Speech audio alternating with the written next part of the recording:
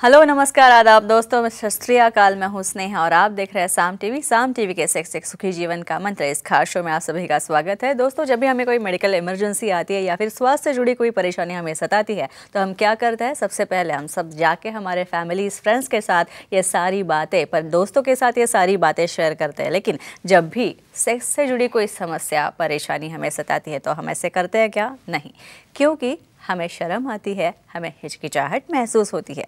तो दोस्तों, लेकिन अभी शर्माने की, घबराने की, कोई संकोच करने की कोई ज़रूरत नहीं है, क्योंकि डॉक्टर विजय दहीफले आपके साथ है और डॉक्टर दहीफले आपकी सेक्स से जुड़े सारे सवालों के, समस्याओं के जवाब बहुत ही वैज्ञानिक, साइंटिफिक तरीके से देंगे। तो आइए शुरुआत करने से पहले जानते हैं डॉक्टर विजय दहीफले जी के बारे में। डॉक्टर विजय दहीफले एक जाने माने सेक्सोलॉजिस्ट, यूरोलॉजिस्ट और एंड्रोलॉजिस्ट है। डॉक्टर विजय दहीफले जी के क्लिनिक संभाजी नगर, हैदराबाद, दिल्ली में द्वारका, पुणे तथा नवी मुंबई में नेरुल, खारघर मेडिकोर हॉस्पिटल, थाने, दादर, अंधेरी, कल्याण, नासिक, नागपुर, अहमदाबाद और दुबई में भी है। डॉक्टर दहीफले जी का भारत तथा अन्य देशों में कॉन्फ्रेंसेस और सेमिनार्स के लिए हमेशा आना जाना रहता है, जिनके माध्यम से डॉक्टर विजय दहीफले सेक्स संबंधी सभी समस्याओं पर सलाह एवं मार्गदर्शन करते हैं।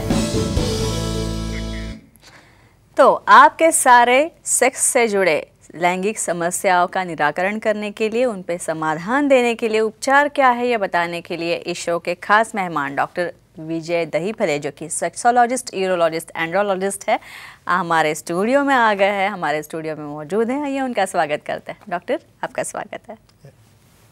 नमस्ते। तो आज हम इस शो में, इस भाग में जानकारी लेंगे सेक्सुअल डिसफंक्शन और संतुलित आहार, सेक्सुअल एक्टिविटी, सेक्सुअल लाइफ और संतुलित आहार का बहुत ही कनेक्शन है, उम्दा कनेक्शन है। ये क्या है ये हम जानेंगे। और हम इस शो में पहली बार जानेंगे अंडों के बारे में। भाई संडे हो या मंडे, रोज खाओ अंडे। डॉक्टर हमेशा हमें ये ऐड सुनाई दी है, मेरी तो काफ़ी फेवरेट रही है बचपन में। लेकिन अंडे जो होते हैं, एग्स, इनमें ऐसे कौन से घटक होते हैं जो सेक्स के लिए पूरक होते हैं? डेफिनेटली स्नेहा जी, यहाँ पे जो टॉपिक आपने लाया है, संतुलित आहार और सेक्स का क्या संबंध होता है, बहुत ही इम्पोर्टेंट टॉपिक है। हमेशा हम देखते हैं कि जो सीरीज चल रही है सेक्स एजुकेशन, सेक्सुअल अवेयरनेस और सेक्सुअल सेफ्टी, इसके अंतर्गत हम पूरी साइंटिफिक इंफॉर्मेशन ले रहे हैं। Male sexual dysfunction, female sexual dysfunction, लिंग के विभिन्न आकार, योनि के विभिन्न आकार, और आज देख रहे हैं हम संतुलित आहार क्या होता है। और स्पेशली इसमें आज देखने वाले अंडे, एग्स का क्या महत्व होता है अपने लाइफ में, स्पेशली सेक्सुअल लाइफ में। सबसे इम्पोर्टेंट यहाँ पे कहता हूँ, एग्स के अंदर एसिटिल कोलिन नाम का इम्पॉर्टेंट घटक रहता है। और ये एसिटिल कोलिन नाम का जो घटक है, कैसे एग्स में आपके बॉडी में कैसे काम करता है, क्या उसका मैकेनिज्म होता है, किस तरह मेल हो फीमेल हो उसको हेल्दी रखता है सेक्सुअली, आज ज़रूर हम डिटेल में सब ब्यौरा देखने वाले हैं। अच्छा डॉक्टर साहब, अभी आपने कहा कि अंडों में जो घटक होते हैं उससे सेक्सुअल लाइफ हेल्दी होती है। तो जाहिर है इससे हमारे जेनेटाइल पार्ट में भी कुछ ना कुछ सप्लाई हार्मोन्स का ठीक होता होगा। तो अंडों में जो घटक होते हैं वो लिंग की कठोरता कैसे बढ़ाते हैं? डेफिनेटली सबसे बड़ा मैकेनिज्म इसका आता है ये एसिटिल कोलिन की वजह से। बाद में हमारे शरीर में जो नाइट्रिक ऑक्साइड बनता है, नाइट्रिक ऑक्साइड सबसे इम्पॉर्टेंट घटक है। क्या करता है नाइट्रिक ऑक्साइड? माइंड में जो सेंसेशन है, संवेदना है, लिंग की तरफ जाती है और वहाँ पे प्रोस्टाग्लैंडिन तैयार करके जो इनहिबिशन रहता है उसका, वो करने के लिए काम में आते हैं। तो इस तरह वास्कुलरिटी, ब्लड सप्लाई, लिंग की तरफ जाने वाला फ्लो और फीमेल में क्लाइटोरिस की तरफ जाने वाला फ्लो, ये दोनों बढ़ने की वजह से वहाँ पे उत्तेजना आती है, इरेक्शन आता है और उसका बहुत अच्छी तरह से फ़ायदा हमारे एक्टिविटी में होता है। डॉक्टर साहब, इसके बाद आनंद जी आपके साथ बात करना चाहते हैं, आपसे सवाल पूछना चाहते हैं, सोलापुर से उनका कॉल लेते हैं। आनंद जी बोलिए, आपका सवाल पूछिए। नमस्ते सर। नमस्ते जी, बोलो। सेलेरी या आजमोड़ा की सब्जी खाने से सेक्स पावर बढ़ती है, जानकारी दीजिए। अच्छा, सब्जियों से? बहुत कॉमन सब्जी, स्पेशली सेलेरी या अजमोड़ा, मतलब जैसे अपनी कोथिंबीर रहती है उस तरह उसके लॉन्ग उसके स्टिक्स रहते हैं और वहाँ पे उसके लीव्स रहते हैं। और एक कॉमनली बहुत यूज़ किया जाता है अपने डाइट में एज अ सलाद या सब्जी बोल के, और कि ये कैसे काम में आती है इनका कहना है। स्पेशली टेस्टोस्टेरोन, टेस्टोस्टेरोन ये सबसे इम्पॉर्टेंट घटक है जो पुरुषों में वैसे ही स्त्रियों में भी भावना लाने के लिए, सप्लाई बढ़ाने के लिए डेफिनेटली काम में आती है। स्पेशली ये फाइबर है, आपको पता है फाइबर से क्या होता है, जो अपना कॉन्स्टिपेशन है, जो मोशन होने के लिए जो दिक्कत आती है, जो गैस फॉर्मेशन है, ये भी कम हो जाता है, और जिसका फ़ायदा डेफिनेटली आपका पेट अच्छा रहेगा, ब्लड सप्लाई लिंक का अच्छा रहेगा, तो उसका फ़ायदा होना ही होना है। भाई डॉक्टर साहब वापस अंडों के मुद्दे पे आते हैं, तो अंडों में ऐसे कौन से विटामिन्स होते हैं जो सेक्स के लिए काम आते हैं? देखो कितने अच्छे रहते, अंडा खाने से क्यों हेल्दी रहते। विटामिन B5, विटामिन B6, ये सबसे इम्पॉर्टेंट विटामिन इसके अंदर रहते हैं, लेकिन एक केयर लेनी है। एग वाइट में जो है अल्बुमिन ज़्यादा रहता है, और अंदर जो येलो रहता है यॉक बोलते हैं, उसके अंदर प्रोटीन ज़्यादा रहते हैं। तो किसको क्या लेना चाहिए, जिसको डाइट कंट्रोल करना है या जिसको वजन नहीं बढ़ाना है, ऐसे केसेस में प्रोटीनस एग यॉक है निकालना चाहिए, और बाहर का जो वाइट है वो यूज़ करने से बहुत बार आपका सेक्सुअल लाइफ तो अच्छा होता ही, क्यों, क्योंकि आपका वज़न कम होता है, और वज़न कम हो गया तो अपने ऑर्गन की तरफ जाने वाला फ्लो बढ़ता है, और डेफिनेटली टेस्टोस्टेरोन की मात्रा भी बढ़ जाती है। जी डॉक्टर साहब, अब हम बात करना चाहेंगे शहद के बारे में। हनी, भाई सेक्स के लिए हनी कितना महत्वपूर्ण होता है, लेकिन ये कैसे काम करता है? भाई उसका रंग तो मुझे बहुत पसंद है शहद का, और बहुत मीठा होता है। जाहिर है सबको मीठी चीज़ें बहुत पसंद आती है, लेकिन शहद कैसे काम आता है? आप कहाँ जब ब्रेकफास्ट करोगे ना, कहाँ पे भी बाहर जाओगे या होटल में जाओ, कहाँ पे भी जाओ, इवन बहुत बार ब्रेड के ऊपर वो शहद डाल के उसके लेते हैं हमेशा। इसका फ़ायदा क्या होता है, क्यूरसेटिन, क्यूरसेटिन ए नाम का ऐसा घटक की शहद में होता है कि जिसकी वजह से यहाँ पे टेस्टोस्टेरोन बनने के लिए जो इनहिबिशन आता है, वो इनहिबिशन ये क्यूरसेटिन निकालता है, और ऐसे ये मध या शहद जो है अपने को काम में आता है। इवन हनीमून में जो यूज़ करते हैं ना, स्पेशल एलिमेंट घटक रहता है जो पेय रहता है, उसके अंदर भी उसकी मात्रा डाली जाती है। जी, इसके बाद अर्पिता जी बात कर रही है मुंबई धारावी से, आपको सवाल पूछना चाहती है। अर्पिता जी, स्वागत है आपका शो में, सवाल पूछिए डॉक्टर साहब से। जी नमस्ते सर। नमस्ते जी, बोलो सर, कौन सा फिश खाने से सेक्स के लिए फायदा होता है, इसकी जानकारी दीजिए। बस सब, इवन फीमेल्स को भी कोई पिछड़ना है, फिश का इतना बड़ा रोल होता है, स्पेशली सैल्मन फिश रहता है। शायद आप बाहर जाके कोई स्पेशली फ्रिज रहते हैं, बहुत बार हम मॉल में देखते हैं, उसमें omega 3 fatty acid, omega 3 fatty acid, amino acids इतने इंपॉर्टेंट घटक रहते हैं। किस लिए? हेल्थ ऑफ आवर वेसल्स, हमारी वेसल की लवचिकता अच्छी चाहिए, उसका फ्लेक्सिबिलिटी अच्छी होगी तो फ्लो अच्छा बढ़ता है। जब एक्ट करते हो ना, तब 10 गुना फ्लो बढ़ता है मेल और फीमेल में, तो वो काम करने के लिए, वो मेंटेन रखने के लिए ये फिश काम में आते हैं। बहुत बार प्रॉन्स का भी काफ़ी रोल रहता है, और बहुत बार आप शिम्पले जो कहते हैं उसका भी काफ़ी बड़ा रहता है, जिसे कहते हैं हम ऑयस्टर। तो डेफिनेटली हम ये फिश के जो भी अलग अलग प्रकार है वो काफ़ी अच्छी तरह से सेक्सुअल एक्टिविटी में काम आते हैं। जी, इस फोनों के पहले डॉक्टर साहब हम शहद के बारे में बात कर रहे थे। शहद में ऐसे कौन से घटक होते हैं जो पूरक होते हैं? Definitely, very nice. एक तो ये टेस्टोस्टेरोन बढ़ा रहा है, इवन ये मीठा होते हुए भी यहाँ पे इससे शुगर नहीं बढ़ती, ये प्लस पॉइंट है। और शुगर डेफिनेटली कम होगी तो आपका फैट भी यहाँ पे बर्न होने वाला है, फैट भी कम होने वाला है। और डेफिनेटली एक क्यूरसेटिंग घटक जो टेस्टोस्टेरोन का इनहिबिशन कम कर रहा है, तो उसका फ्लो बढ़ रहा है, लिंग की तरफ जाने वाला, क्लाइटोरिस की तरफ जाने वाला फ्लो बढ़ गया तो एक्साइटेशन बढ़ गया। और ये जो घटक है फ्लो बढ़ा के डेफिनेटली लिंग में या क्लाइटोरिस में कठोरता और ऑर्गेज़म आने में भी काफ़ी अच्छी तरह से मदद करते हैं। जी, स्ट्रेस लेवल्स का और शहद का क्या संबंध है? क्या शहद खाने से तनाव से हम मुक्त हो सकते हैं कुछ हद तक? डेफिनेटली, ये रीज़न होता है कॉर्टिसोल की वजह से और सीरोटोनिन। ये कॉर्टिसोल जैसे जो स्ट्रेस लाने वाले हार्मोन्स रहते हैं, इसकी वजह से ये कम हो जाते हैं। क्योंकि यहाँ पे देखो शुगर भी कंट्रोल में आ रही है, आपका फैट भी कम हो रहा है, यहाँ पे टेस्टोस्टेरोन भी बढ़ रहा है, मतलब आपका मूड एलिवेट हो रहा है। और डेफिनेटली मूड एलिवेशन होने से स्ट्रेस की लेवल कम हो जाती है, और स्ट्रेस कम हो गया कि अपने आप आपकी इन्वॉल्वमेंट जो रहती है एक्ट करने में, आप खुद हो या आपका पार्टनर हो, वो बढ़ जाती है। तो फ्रेंड्स, एक ही कहूँगा, बैलेंस डाइट का बहुत बड़ा इम्पोर्टेंस है। हमारे पूरी सीरीज़ में आपने बैलेंस डाइट के पूरे घटक देखे हैं और ज़्यादा इन्फॉर्मेशन के लिए सुखी जीवन का मंत्र का बुक जो है उसमें काफ़ी जानकारी दी है। या जब यूट्यूब पे जाओगे, जब सेक्स और डाइट सुखी जीवन का मंत्र इतना टाइप भी करोगे तो पूरा शो आप देख सकते हो। तो फ्रेंड्स, अपने सेहत के लिए बैलेंस डाइट की वजह से सेक्सुअल लाइफ अच्छा रखो और अपना निजी जीवन सुखी रखो।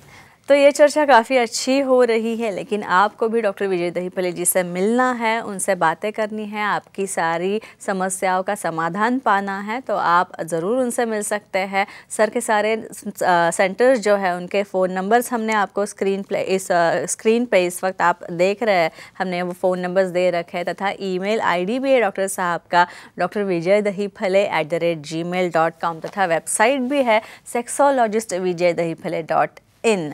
इस वेबसाइट पे आप जाइए और आपको अपॉइंटमेंट का बटन यहाँ पे दिखेगा, वो आप क्लिक करेंगे तो बड़ी आसानी से आप इस तरह से डॉक्टर साहब की अपॉइंटमेंट पा सकते हैं। तो चलिए और आगे बढ़ते हैं, नया टॉपिक जान लेते हैं। अभी इस भाग में, इस पार्ट में हम जानेंगे सेक्सुअल डिस्फंक्शन के बारे में, साथ ही हम जानने वाले हैं सेक्सुअल एक्टिविटी और धातु की जांच करते कैसे है इसके बारे में। तो सीमेन या धातु जो होता है इसकी फिजिकल एग्जामिनेशन की जाती है, लेकिन ये क्या होती है, फिजिकल एग्जामिनेशन एग्जैक्टली क्या होती है, ये अब डॉक्टर साहब से हम जानने वाले हैं। डॉक्टर साहब, क्या होता है? डेफिनेटली बेसिक क्वेश्चन है और काफ़ी लोगों को इसके बारे में पता नहीं, और अपने मेल के ऊपर सबसे ज़्यादा इसकी इंक्वायरीज है। ये टॉपिक क्यों इम्पोर्टेंट है? कुछ लोग कहते हैं सर मैं घर से ही सैंपल लेके जाऊँ क्या लैब में वहाँ पे करने के लिए? नहीं, ऐसा अलाउड नहीं रहता है, क्योंकि हमने जो देखा है उसके अंदर अलग अलग भाग है। फिजिकल एग्जामिनेशन मतलब क्या कि लैब में जाके वहाँ पे आप जब सैंपल देते हो तो सैंपल देने के बाद उसकी क्वांटिटी कितनी है, बाद में उसकी विस्कोसिटी कितनी है, उसके बाद में क्या आता है भाई उसके अंदर कितनी देर के लिए उसका क्लॉग मेंटेन रहता है, उसका कलर कैसा है, उसका स्मेल कैसा है, उसके अंदर कुछ एबनॉर्मल कॉम्बिनेशन दिख रहा है क्या, तो ये सब चीज़ें देखी जाती है उसके कलर में। क्यों? क्योंकि कभी कभार यहाँ पे ब्लड स्टेन वाला भी सीमेन आ सकता है, तो उससे अपना डायग्नोसिस, पैथोलॉजी, आगे के इन्वेस्टिगेशन क्या करना है क्या नहीं करना है, इसमें ये मदद होती है। डॉक्टर साहब, इस सीमेन का नॉर्मल लिक्विफिकेशन टाइम कुछ होता है क्या, और कैसे होता है, और नॉर्मल कितना होता है? और नॉर्मली जब सीमेन इजैकुलेट होता है तो उस वक्त वो सेमी लिक्विड फेज में रहता है, मतलब ऐसा वो बाहर इमीडिएटली जाता नहीं है, वो क्लॉग होके जगह पे रहता है। कम से कम 2 या 3 मिनट का टाइम जो रहता है वो नॉर्मल रहता है। 2 या 3 मिनट के बाद क्या होता है, धीरे धीरे वो डिज़ोल्व होना चालू होता है। क्यों डिज़ोल्व होता है वो, कि सीमेंट डिपॉजिट जब होता है वजाइना में तो उसके बाद उसके अंदर के स्पर्म जो है वो रिलीज होना, उसकी मोटिलिटी फॉरवर्ड प्रोग्रेसिव होना, और अपने जो अंडकोश है फीमेल्स के उसके तरफ उसके बढ़ने के लिए ये लिक्विफाई होता है। और ये लिक्विफैक्शन में कुछ चेंज होगा तो उसके कंटेंट के लिए और उसकी हम जांच करते हैं। उसके लिए क्या जांच रहती है हम और देखने वाले हैं। इसके बाद एक फ़ोन लेता है डॉक्टर साहब, सागर जी है बारामती से, उनको आपको सवाल पूछना है। सागर जी, पूछिए आपका सवाल। जी नमस्ते सर। नमस्ते जी, बोलो। नॉर्मल धातु की टेस्ट कैसी होती है और वो बदलती है, क्या जानकारी दीजिए। कितना बेसिक क्वेश्चन है, गूगल पे पढ़ के या सुन के ये सब देखते हैं और कोई कहेगा टेस्ट कोई लेता है क्या? यहाँ पे सबको मैं बेसिक साइंस यहाँ पे आपको बोलना चाहता हूँ। सीमेन जो है, जो नॉर्मल नॉन इन्फेक्टेड, किसी भी तरह से उसका कोई अफेक्शन या अंदर कोई डिसीज़ नहीं हो, तो ऐसे सीमेन में टेस्ट जो रहती है ये रहती है सॉल्टी टेस्ट कहेंगे हमसे। या बहुत बार क्या होता है, हम कुछ खाने में गार्लिक आ गया, कुछ खाने में कुछ अदरक आ गया, तो जो भी हम खाते हैं उसका स्मेल, उसकी टेस्ट उसके अंदर जाती है, तो नॉर्मली इसका सॉल्टी टेस्ट है। और इसके बाद में जिसके अंदर जो घटक रहते हैं वो प्रोटीन्स है और बाकी के एलिमेंट भी काफ़ी न्यूट्रिशियस है। लेकिन फ्रेंड्स, एक ही चीज़ याद रखो, जब तक पार्टनर की कंसेंट ना हो, जब तक पार्टनर को उसमें इंटरेस्ट ना हो, तो किसी भी तरह से डिग्लूडेशन या निगलने के बारे में उसके अंदर हमारे काफ़ी एपिसोड हो चुके हैं, वो उसे रेफ़र कर सकते हैं। जी डॉक्टर साहब, और पुरुषों में सीमेन की एग्जामिनेशन जो होती है, ये सीमेन की केमिकल एग्जामिनेशन कुछ की जाती है क्या? डेफिनेटली, ये इसलिए क्या होती है? डिटेल रिपोर्ट इम्पोर्टेंट रहता है। केमिकल एग्जामिनेशन मतलब क्या, उसके अंदर कंटेंट क्या है, सबसे इम्पोर्टेंट क्या है, समझो फ्रुक्टोज है उसके अंदर अमीनो एसिड्स है, उसके अंदर कुछ एडिशनल पीएच, यानी पीएच जो रहती है सीमेंट की अल्कलाइन रहती है, तो ये फैक्टर भी क्यों इम्पोर्टेंट रहते हैं कि भाई ये घटक रहने की वजह से, क्योंकि हमारा सीमेंट जो बनता है अलग अलग एरिया से आता है, कुछ समल वेसिकल से आता है, कुछ टेस्टिकल से आता है, कुछ बल्बोइरेथ्रल ग्लैंड से आता है और कुछ प्रोस्टेट से आता है। तो एलिमेंट का केमिकल एग्जामिनेशन का और क्या क्या इंडिकेशन है, क्या क्या फ़ायदा है, हम देखेंगे। और जी डॉक्टर साहब, अभी मैं अगर गलत नहीं हूँ तो आपने फ्रुक्टोज के बारे में कहा, Surely. तो ये फ्रुक्टोज का महत्व क्या है? हाँ, इसलिए तो केमिकल एग्जामिनेशन करना है। देखो आपने सोर्सेस क्या क्या कहे, एक आता है समल वेसिकल से, दूसरा आता है प्रोस्टेट से। तो समझो किसी कारणवश कंजेनाइटली समल वेसिकल ब्लॉक रहती है, मतलब हमारे ब्लैडर के पीछे जो ग्रंथि रहती है उसका कनेक्शन प्रोस्टेट से आके यूरेथ्रा में वो ओपन होता है, जिसे कहते हैं इजैकुलेटरी डक्ट, और उसमें कोई ऑब्स्ट्रक्शन होगा तो डेफिनेटली फ्रुक्टोज नेगेटिव आती है। और फ्रुक्टोज स्पर्म को पालने के लिए, स्पर्म का न्यूट्रिशन रखने के लिए बहुत यूज़फुल रहते हैं। तो ये रिपोर्ट सामने आएगा तो डेफिनेटली हम पर रेक्टल एग्जामिनेशन या पर रेक्टल अल्ट्रासाउंड करके उसका कारण क्या देख सकते हैं, और उसे सॉल्व करने के बाद उसकी इनफर्टिलिटी या वंध्यत्व, इससे भी हम निजात पा सकते हैं। जी, इसके बाद सौम्या जी है डॉक्टर साहब कोल्हापुर से, उनका कॉल लेते हैं। सौम्या जी पूछिए, डॉक्टर साहब से सवाल पूछिए।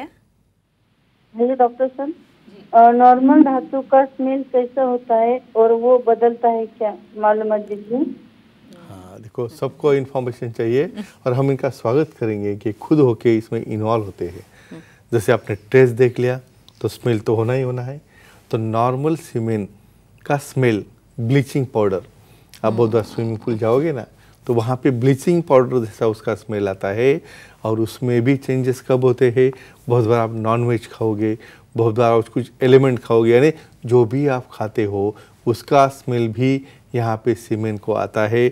और नॉर्मल सीमेंट का स्मेल कुछ कारणवश इन्फेक्शन की वजह से और कोई कारणवश चेंज हो जाएगा तो विशेषज्ञ को दिखा के डेफिनेटली उसे अच्छा क्यों करना चाहिए, क्योंकि उसके अंदर भी इन्फेक्शन हो सकता है या कभी कभार रेड ब्लड सेल्स या ब्लीडिंग के एलिमेंट भी रह सकते हैं।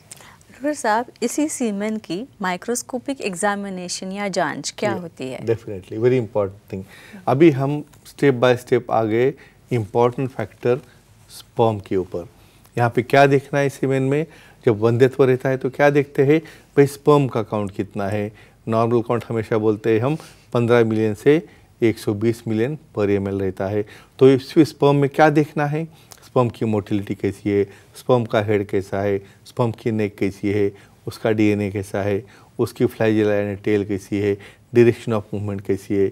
तो ये रहता है माइक्रोस्कोपिक एग्जामिनेशन। और एबनॉर्मल सेल्स, बहुत बार कास्ट रहते हैं उसके अंदर, आरबीसीज रहते हैं या कुछ अदर एडिशनल कुछ नए सेल्स है क्या, ये देखने के लिए ये रहती है माइक्रोस्कोपिक एग्जामिनेशन, और जो सबसे इम्पोर्टेंट होती है। और सीमेन की स्पर्म मोर्टेलिटी और प्रेगनेंसी का क्या ताल्लुक है एक दूसरे के साथ? डेफिनेटली वेरी इंपॉर्टेंट क्वेश्चन है। कुछ लोगों को लगता है भाई मेरा स्पर्म काउंट इतना 4 मिलियन था और मैंने कुछ ट्रीटमेंट ले ली वो बन गया 10 मिलियन। फ्रेंड्स, एक चीज़ ध्यान में रखो, हमें फर्टिलाइजेशन के लिए कितने स्पर्म लगते हैं, सिर्फ एक स्पर्म लगता है। और हमारा ओहम भी एक स्पर्म अंदर जाने के बाद और दूसरे स्पर्म को आने नहीं देता। फिर नेचर ने इतने क्यों बनाए, सर्वाइवल फॉर फिटेस्ट। ये स्पर्म में से जो फिट होगा उसी स्पर्म को एंट्री मिलती है। इसलिए फॉरवर्ड प्रोग्रेसिव मोटिलिटी 50% से ज़्यादा होगी तो ही प्रेगनेंसी हो सकती है। और ये सबसे बड़ा संबंध है, तुम्हारे काउंट के पीछे उतने जाने में कोई मतलब नहीं है। उसकी मोटिलिटी अच्छी हो, क्वालिटी अच्छी हो तो इवन मिनिमम स्पर्म के साथ भी प्रेगनेंसी हो सकती है। तो फ्रेंड्स, ये इम्पॉर्टेंट बहुत इंफॉर्मेशन है। इसलिए जब भी आप बहुत बार बोलते हो ना घर से सैंपल लेके जाना, कतई नहीं करना है। और ये रिपोर्ट अच्छा आने के लिए ये प्रिकॉशंस ज़रूरी रहती है। और नॉर्मल रिपोर्ट एक के ऊपर डिपेंड नहीं रहता, ज़रूरत पड़े तो उसे हमें 1-2 महीने के बाद रिपीट भी करना सकता है, लेकिन विशेषज्ञ के एडवाइस से, सेक्सोलॉजिस्ट, यूरोलॉजिस्ट, एंड्रोलॉजिस्ट के एडवाइस से तो आप आपकी इनफर्टिलिटी या वंध्यत्व से निजात पा सकते हो। तो ये चर्चा काफ़ी अच्छी हो रही है, लेकिन आपको भी डॉक्टर विजय दहीफले जी से मिलना है, उनसे बातें करनी है, आपकी सारी समस्याओं का समाधान पाना है, तो आप ज़रूर उनसे मिल सकते हैं। सर के सारे सेंटर्स जो है उनके फ़ोन नंबर्स हमने आपको स्क्रीन पे इस वक्त आप देख रहे हैं, हमने वो फ़ोन नंबर्स दे रखे हैं, तथा ईमेल आईडी भी है डॉक्टर साहब का drvijaydahiphale@gmail.com, तथा वेबसाइट भी है sexologistvijaydahipale.in। इस वेबसाइट पे आप जाइए और आपको अपॉइंटमेंट का बटन यहाँ पे दिखेगा, वो आप क्लिक करेंगे तो बड़ी आसानी से आप इस तरह से डॉक्टर साहब की अपॉइंटमेंट पा सकते हैं। तो चलिए और आगे बढ़ते हैं। इस बार हम जानेंगे सेक्सुअल डिस्फंक्शन के बारे में तथा लिंग के विभिन्न आकारों के बारे में जानेंगे। तो सबसे पहले हम जानेंगे कि पेनिस के बारे में। तो कर्व्ड पेनिस जो होती है डॉक्टर साहब, पिछले एपिसोड में मुझे याद है हमने डाउनवर्ड पेनिस के बारे में चर्चा की थी, तो ये कर्व्ड अपवर्ड पेनिस के बारे में हम जानेंगे, ये क्या होती है। श्योरली। अभी हम उसके लास्ट एंड में आ रहे हैं, नियर अबाउट 21 प्रकार हमने देखे हैं। तो कर्व्ड अपवर्ड पेनिसेस क्या होते हैं और वो भी नॉर्मल होते हैं क्या, इम्पोर्टेंट क्यों है कि बहुत बार पार्टनर अपना पार्टनर का ऐसा कर्व्ड पेनिस देखे नाराज होता है या उसको नहीं चाहिए रहता है। मोस्ट इम्पॉर्टेंट कर्व्ड अपवर्ड मतलब कॉन्केविटी, कॉन्वेक्सिटी जो बोलते हैं, यानी आउटर पार्ट जब अपर साइड में आ रहा है तो कर्व्ड अपवर्ड ऐसे पेनिसिस में एक साइड में जाता है, और वो कर्व की वजह से किस तरह कुछ प्रॉब्लम आता है क्या, कुछ फ़ायदा होता है क्या, ये सब हम आज देखने वाले हैं। और अब बात करते हैं सेक्स पोजीशंस के बारे में। कर्व अपवर्ड पेनिस जो होती है, इसमें कौन सी सेक्स पोजीशन इसके लिए सही होती है? डेफिनेटली फ्रेंड्स, आपको एक चीज़ कहता हूँ मैं, नॉर्मली कभी भी पेनिस ऐसा एकदम स्ट्रेट मिड लाइन में ऐसा आगे जा रहा है, ऐसा कभी नहीं होता। तो ऐसे केसेस में समझो कर्व होगा, अपवर्ड करने से क्या होता है, उसका टिप जो है बॉटम ऑफ वजाइना की तरफ जाते रहता है। जब एक्ट करते हो तो उससे क्या हो रहा है, पार्टनर सेटिस्फाई नहीं होगा, ना उसका जी पॉइंट रहा ऊपर, यानी वजाइना की जस्ट 2 इंच अंदर, और उसे कैसे फिर हम हिट करेंगे। तो ऐसे केसेस में कंप्लीट रिवर्स पोजीशन यानी डॉगी स्टाइल। डॉगी स्टाइल में क्या होता है, यहाँ पे आपका टोटल रिवर्स एंगल आके वही एंगल तुम्हारे जी पॉइंट को फ्रिक्शन देता है और आपका ऑर्गेज़म आने में मदद करता है। लेकिन सिर्फ पार्टनर को एक्सेप्टेबल होगा तो, और नहीं होगा, पेनफुल होगा तो विशेषज्ञ से मिलके हमें उसमें कुछ ज़रूरत पड़े तो कुछ पीछवाड़ थेरेपी, ज़रूरत पड़े तो रिकन्स्ट्रक्टिव सर्जरी भी करनी पड़ सकती है। डॉक्टर साहब, इसके बाद वडाला से, मुंबई से फ़ोन आ रहा है सागर जी का, उनको सवाल पूछना है आपसे। सागर जी पूछिए, डॉक्टर साहब से सवाल पूछिए। नमस्ते सर। नमस्ते जी, बोलो जी। टेढ़ा लिंग सीधा कर सकते हैं क्या, इसकी जानकारी दीजिए। हाँ, वेरी नाइस क्वेश्चन। अभी कुछ ओपीडी में ऐसे पेशेंट्स आते, सर आफ्टर इरेक्शन एकदम टोटल 90 डिग्री साइड में जा रहा है। फिर ऐसे केस में क्या होता है, पार्टनर बहुत बार ऐसा देख के डर जाता है, क्योंकि ऐसा 90 डिग्री जब एंगुलेशन होता है तो किसी भी तरह से पेनिट्रेशन स्ट्रेट नहीं होता, या लैटरल डायरेक्शन से वहाँ पे पार्टनर को वहाँ पे हिटिंग या पेन भी हो सकता है, या बहुत बार हमने देखा है रेडनेस या ब्रूजेस भी हो सकता है। तो ऐसे पेनिस को पहले पीछवाड़ थेरेपी दे के हम उसको अच्छा कर सकते हैं। समझो उससे उसका सेटिस्फैक्शन नहीं हुआ तो ऐसे केस में रिकन्स्ट्रक्टिव सर्जरी करके, कुछ एक्सीजन करके, बहुत बार जो सिंथेटिक पेरिकार्डियल ग्राफ्ट रहते हैं उसका भी उपयोग किया जाता है, और डेफिनेटली हम इसे स्ट्रेट कर सकते हैं जैसे आपको पार्टनर को उसकी रिक्वायरमेंट है, या जैसे अपने पार्टनर को उससे एंजॉयमेंट मिल सके। डॉक्टर साहब, इसके बाद हम कर्व डाउनवर्ड पेनिस के बारे में बात करेंगे, ये क्या होती है downward penis? Very nice question. यहाँ पे डाउनवर्ड कर्व मतलब जो कॉन्केविटी यहाँ पे आई है और नीचे वाली दिशा में लिंग का जो आउटर सरफेस हो गया है। तो इसमें क्या होता है, तो कर्व नीचे होने की वजह से टिप ऊपर आता है, और ऐसा भी रहने के बाद ये पेनिस को नॉर्मल कह सकते हैं क्या? हम तब तक नॉर्मल कहेंगे जब तक आपको थर्स्टिंग या पेनिट्रेशन के लिए कोई तकलीफ नहीं है, और जब तक आपका पार्टनर उसे एक्सेप्ट कर रहा है और उसे एंजॉयमेंट मिल रहा है। लेकिन और कुछ होगा तो आपको विशेषज्ञ से मिलके आप उसका सोल्यूशन ले सकते हो। डॉक्टर साहब, ये कर्व डाउनवर्ड पेनिस होती है, तो इसका और जी पॉइंट का क्या संबंध है? Very nice question. इसके अंदर का साइंस आपको मालूम होना पता है। आप इसे एबनॉर्मल करके सीधा सर्जरी के लिए जाना नहीं है।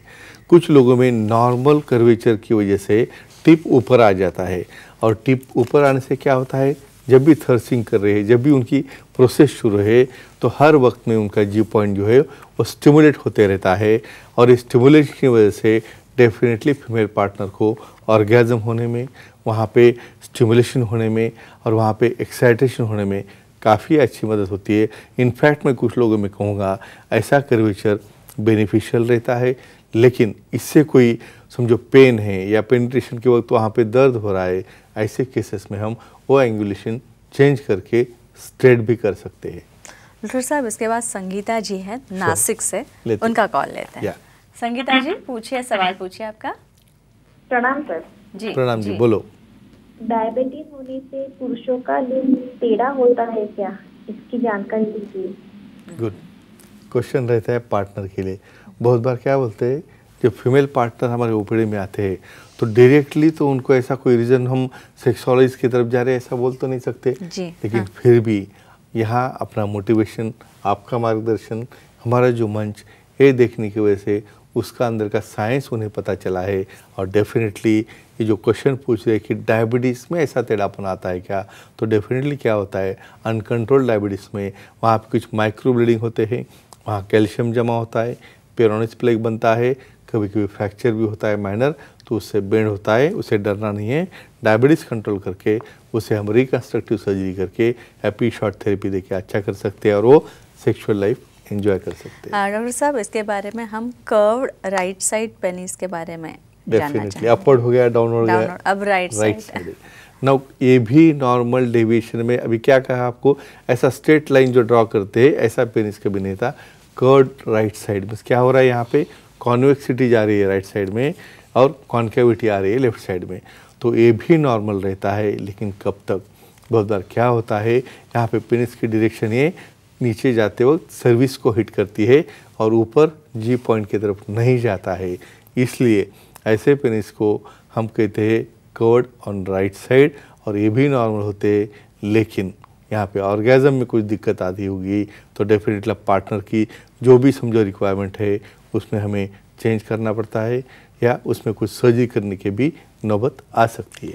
और डॉक्टर साहब, अब इस कर्व राइट साइड पेनिस के लिए कौन सी सेक्स पोजीशन आदर्श होती है? डेफिनेटली, और इस सब पोजीशन का कंसर्न क्यों है, क्योंकि आपका आने वाला अगला टॉपिक सेक्स पोजीशंस के ऊपर आने वाला है, और उसमें एवरीथिंग हम डिटेल में देखने वाले। लेकिन यहाँ पे इन शॉर्ट कहते हैं, हमें पोजीशन का इंटरेस्ट किस लिए है कि यहाँ पे पेनिस का टिप जो है वो रब करे, हिट करे जी पॉइंट को, तो ऐसे केसेस में लैटरल पोजीशन में जाना पड़ता है फीमेल पार्टनर को, और लैटरल पोजीशन में जो टर्न हो जाएंगे तो ही ये राइट साइडेड कोर पेनिसेस है वो उनकी जी पॉइंट के ऊपर फ्रिक्शन हो सकते हैं। तो फ्रेंड्स, ऐसे पोजीशन साइंटिफिकली क्यों बनाया है, तो जिसकी वजह से आपको, आपके पार्टनर को, दोनों को एंजॉयमेंट मिले, और साइंटिफिक इंफॉर्मेशन लेके ही आपको आगे बढ़ना है।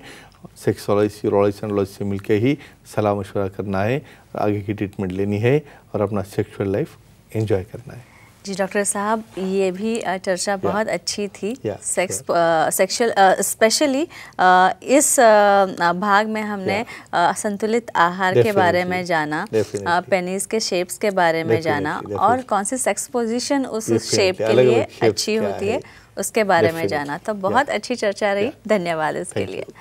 तो दोस्तों, ये थे हमारे खास मेहमान डॉक्टर विजय दहीफले, जिन्होंने सेक्स समस्या और उनके उपाय पर बहुत ही अच्छी उम्दा जानकारी दी है, वैज्ञानिक जानकारी दी है। लेकिन और अगर आपको भी डॉक्टर साहब से मिलना है, उनकी सलाह लेनी है, तो स्क्रीन पे जो नंबर हमने दिए हैं वो नोट डाउन कर ले। साथ ही सेंटर्स के नाम दिए गए हैं। अंधेरी में डॉक्टर साहब से आप मिल सकते हैं, दादर, नवी मुंबई में नेरुल, खारघर में मेडिकल हॉस्पिटल में, थाने, कल्याण, पुणे, नासिक, संभाजी नगर, हैदराबाद, नागपुर, दुबई में भी डॉक्टर साहब के सेंटर्स है भाई, वहाँ पे भी जाके आप डॉक्टर साहब से मिल सकते हैं। तथा अगर आपको कोई सवाल हो तो डॉक्टर साहब की वेबसाइट है, उस वेबसाइट पे जाके मिल सकते हैं।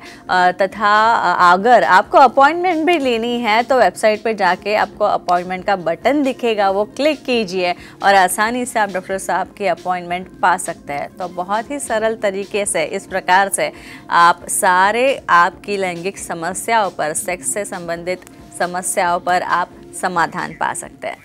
तो डॉक्टर साहब फिर से एक बार आपका शुक्रिया, लेकिन अगली बार मैं और पढ़ के आऊँगी और कुछ सवाल आपके लिए लेके आऊँगी और इंटरेस्टिंग टॉपिक पे हम चर्चा करेंगे। तो फिलहाल अभी वक्त हो चला है दर्शकों को विदा करने का। तो गुड नाइट, शब्बा खैर, शुभ रात्रि, नमस्ते।